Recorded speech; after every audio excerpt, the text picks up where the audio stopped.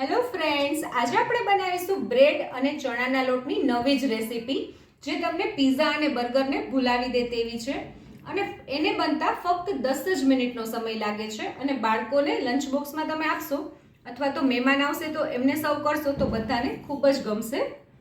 તો ચલો બનાવીએ આપણે નવી રેસીપી। સૌથી પહેલા આપણે 1 કપ જેટલો ચણાનો લોટ લેશું। તમે બેસન ભી લઈ શકો છો અથવા ચણાનો લોટ ભી લઈ શકો છો, પણ એક વાતનું ખાસ ધ્યાન રાખવાનું કે ચણાનો લોટ થોડો ચાળીને લેવાનો। હવે આપણે એમાં મીઠું એડ કરશું સ્વાદ અનુસાર, હાફ ટીસ્પૂન જેટલું લાલ મરચું, હિંગ એડ કરશું, હાફ ટીસ્પૂન જેટલી હળદર એડ કરશું, હાફ ટીસ્પૂન જેટલો અજમો લેશું આપણે। હવે આપણે એમાં થોડા શાકભાજી એડ કરશું। એમાં મેં થોડી કોથમીર લીધી છે, ગાજરને ખમણીને લીધું છે, થોડું કેપ્સિકમ ને ડુંગળી ઝીણી સમારીને લીધી છે। આ બધા શાકભાજી આપણે આમાં એડ કરી દઈશું। તમારે જો કોબીજનો ઉપયોગ કરવો હોય તો તમે એ બી નાખી શકો છો, મકાઈના દાણાને બાફીને બી તમે નાખી શકો છો। તમારે કોઈ બી શાક વધારાના એડ કરવા હોય તો તમે કરી શકો છો। હવે આપણે સાવ આટલો જ ચપટી કરતાં પણ ઓછો આમાં કુકિંગ સોડા આવે એ એડ કરશું આપણે, અને હવે આપણે થોડું થોડું પાણી એડ કરતા જશું અને એકદમ સરસ મિક્સચર બનાવશું આપણે આને બહુ પતલું નથી બનાવવાનું।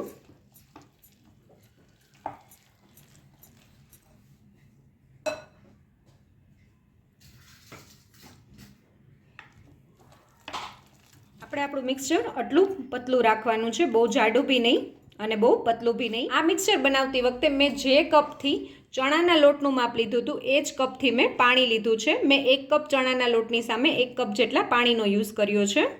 હવે આપણે નેક્સ્ટ પ્રોસેસ કરીએ। હવે સૌથી પહેલાં આપણે એક પેનને સરસ તેલથી ગ્રીસ કરી લેશું। તમારે જો બટરનો યુઝ કરવો હોય તો તમે બટરનો યુઝ બી કરી શકો છો અથવા ઘીનો પણ યુઝ કરી શકો છો। હવે મેં અહીંયા એક વ્હાઈટ બ્રેડ લીધી છે, એને આપણે સરસ આપણું જે મિશ્રણ બનાવ્યું છે એમાં ડીપ કરી લેશું બે સાઈડથી,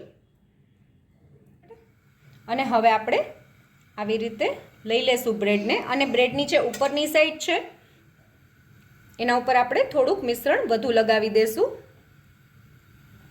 અને જે આપણે પેનને ગરમ કરવા માટે રાખી છે એમાં આપણે જે ઉપરનો ભાગ છે એ રાખી દઈશું, અને ગેસની ફ્લેમ આપણે મીડિયમ રાખવાની છે। અને હવે આપણે ઉપરની સાઈડ પાછું થોડું મિશ્રણ લગાવી દઈશું,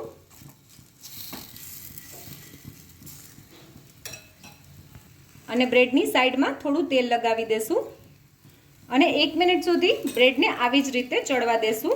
તમે કોઈ પણ પ્રકારની લોઢીમાં અથવા પેનમાં આ કરી શકો છો। જ્યારે તમને બાળકોના નાસ્તામાં શું બનાવવું એ સૂચતું ન હોય અથવા મહેમાન આવી જવાના હોય તો તમે મહેમાનને આ વસ્તુ સર્વ કરશો તો કંઈક અલગ બી લાગશે અને ટેસ્ટી બી લાગશે। બ્રેડની સાઈડ આપણે ચેન્જ કરી દઈશું।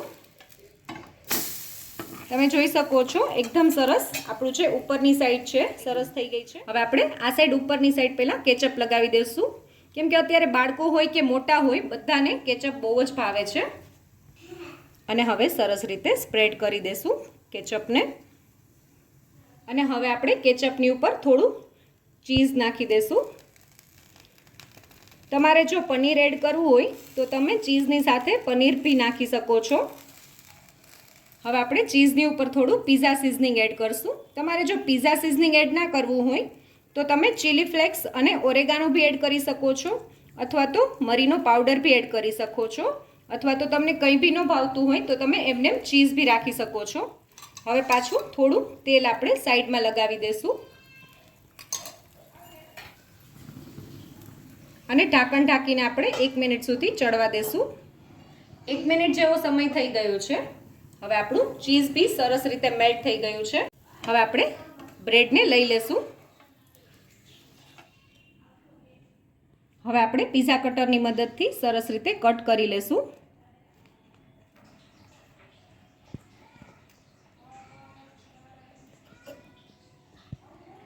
તમે જોઈ શકો છો આપણી જે આ નવી બ્રેડની રેસીપી છે એકદમ સરસ પિઝા અને બર્ગરને ભૂલાવી દે તેવી જ છે, અને હવે આપણે આને સર્વ કરી લઈએ। તો તૈયાર છે આપણી બ્રેડ અને ચણાના લોટની નવી જ રેસીપી। જો તમને મારો આ વિડીયો ગમ્યો હોય તો મારા વિડીયોને લાઈક કરજો, શેર કરજો, અને મારી ચેનલ કુકિંગ વિથ ઉમા પુરોહિતને સબસ્ક્રાઈબ કરજો। જેથી કરીને આવા નવા વિડીયો હું તમારી સાથે શેર કરી શકું.